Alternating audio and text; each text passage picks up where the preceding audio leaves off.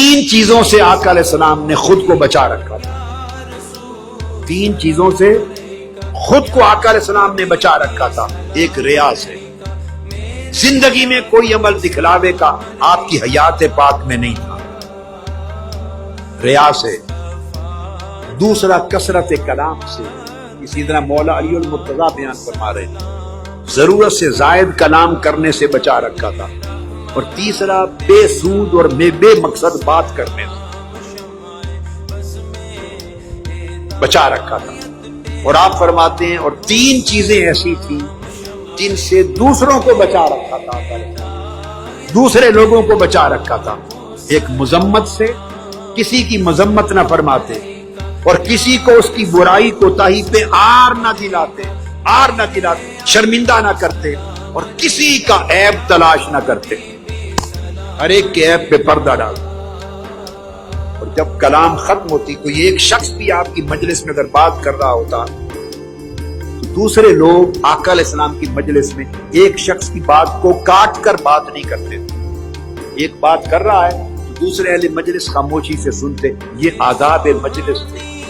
یعنی آقا علیہ السلام کا رنگ مجلس پہ چڑھ گیا تھا، اور آپس میں جھگڑتے نہیں تھے لوگ. یہ میٹنگز کے آداب ہیں، یہ میٹنگز کے آداب. ایک دوسرے کی بات کو کاٹتے نہیں تھے. اپنی باری پر ہر اہل مجلس اپنی بات کہتے تھے ادب کے ساتھ. پھر دوسرے کی بات آتی، وہ اس پر طعن و تشنیع نہ کرتا، اس کی بات کو نہ کاٹتا، وہ اپنے موقع پر اپنی باری پر اپنی بات کہہ دیتا. تیسرا شخص اپنی باری پر اپنی بات کہہ دیتا، اور ایک دوسرے پر کوئی چیختا نہیں تھا، ایک دوسرے کی بات کو کاٹتا کوئی نہیں تھا، اور ایک دوسرے کے کلام کی بے قدری اور توہین کوئی نہیں کرتا تھا، اور نزاع کا ماحول نہیں پر پیدا کرتا تھا کوئی. جب دوسرا اپنی بات کر کے فارغ ہو جاتا، خاموش ہو جاتا، تب اگلا آدمی کلام کرتا. یہ آقا علیہ السلام کی مجلس کا ادب اور طریق تھا. اور آقا علیہ السلام کے اخلاق حسنہ میں یہ چیز تھی کہ کوئی بات کوئی شخص کرتا اور دوسرے ہنستے تو آپ ان کی دلجوئی کے لیے خود بھی ہنستے مسکراتے.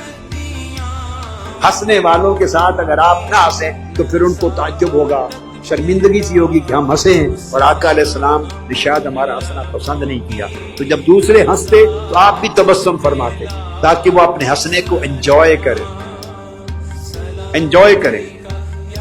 اور اگر دوسرے کسی بات پہ دوسرے لوگ تعجب کرتے تو آقا علیہ السلام بھی تعجب کا اظہار کرتے تاکہ وہ اپنے تعجب کرنے کو جینوئن سمجھے. دوسرے کی طبیعت کا اتنا لحاظ فرماتے آقا علیہ السلام، خواہ آپ کے لیے وہ بات تعجب والی تھی یا نہیں تھی. دوسرے تعجب کر رہے ہیں تو آپ بھی تعجب کا اظہار فرماتے، دوسرے ہنس رہے ہیں، انجوائے کر رہے ہیں تو آپ بھی اس پہ مسکراتے، تبسم فرماتے، تاکہ ہر بات میں اہل مجلس کی دلجوئی اور بات کرنے والے کی دلجوئی. کئی بار ایسا ہوتا تو حاجت مند آتے، کبھی کسی نے ایک دن آپ کی چادر تھی گلے مبارک میں، وہ گردن مبارک اس کو کھینچ لیا، لپیٹی ہوئی تھی، جو کھینچا تو آپ کی گردن مبارک پہ ہلکا سا زخم آ گیا. صحابہ کرام مشتعل ہوئے کہ یہ کیا کرتے؟ فرمایا نہیں، یہ آپس میں اسی طرح بلاتے ہیں. یہ انداز تھا. فرمایا نہیں، ان کا آپس میں اپنے قبیلے میں جس دیہات سے آیا یہ اسی طرح ان کا معمول ہے کرتے، کوئی بات نہیں. پھر اس کی بات سنی، جو اس کی حاجت تھی اس کو پورا فرما دیا. یہ آقا علیہ السلام کے اخلاق اس انداز کے تھے. اور آپ فرماتے جب کسی حاجت مند کو دیکھو اپنے کام چھوڑ کر اس کی حاجت پوری کرو، اس کی ضرورت اور حاجت کو پورا کرو. حضرت انس بن مالک رضی اللہ تعالیٰ عنہ فرماتے ہیں، انس بن مالک فرماتے ہیں میں 10 سال بچہ تھا، 10 سال آپ کی خدمت میں رہا، پورے 10 سال. کئی بار بچے تھے، آقا علیہ السلام نے کسی کام بھیجا، آگے گلی میں گئے تو بچے کھیل رہے ہیں تو وہ بھول کے بچوں کے ساتھ کھیلنے لگ گئے.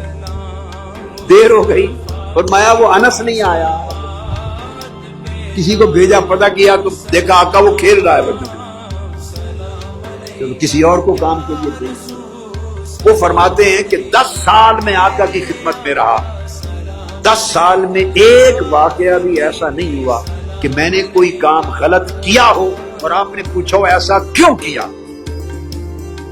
اور ایک واقعہ بھی ایسا نہیں ہوا آپ نے فرمایا حکم دیا میں نہیں کر سکا اور کہا ہو کہ یہ کیوں نہیں کیا.